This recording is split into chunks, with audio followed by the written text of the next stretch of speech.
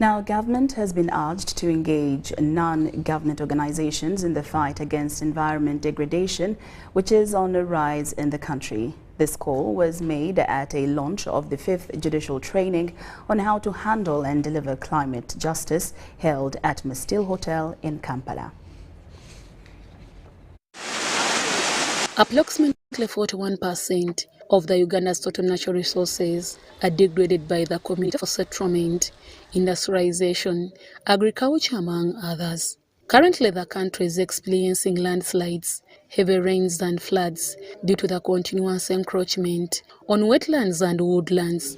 It's against this backdrop that Greenwatch has launched the Fifth Judicial Training on climate to fight against encroachment on the environment.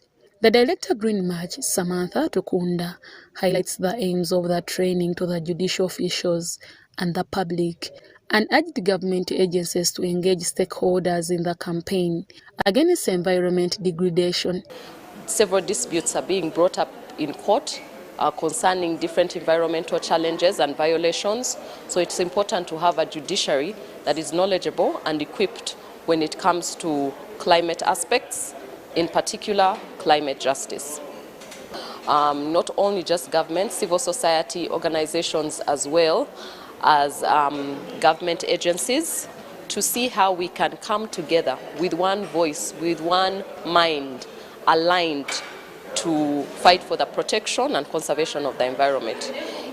Patrick Byakagaba, a researcher from Makerere University, says some agencies issue illegal licenses to investors, especially in the wetland, which is a threat to the environment.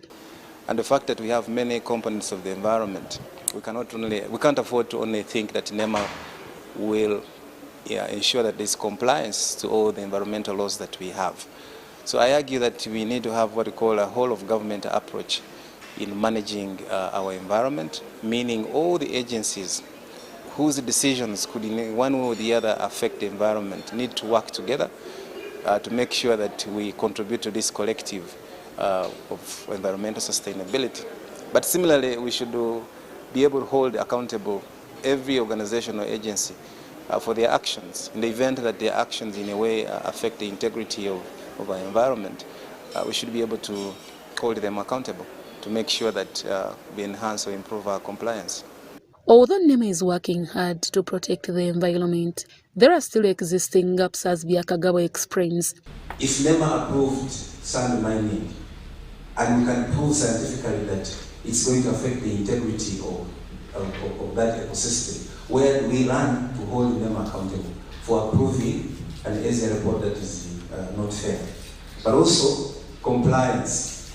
If they approve an Asia report, where do we go in case the proponent or the developer is not implementing? The 52-day judicial training is another theme, advancing climate justice, looking at the law of the judiciary. In attendance was the Executive Director, Judicial Training Institute, Lady Justice Damali Rwanga, Justice Margaret Mutonyi, among others. Susan Nabugudde, Natongo Rebecca compiled the story.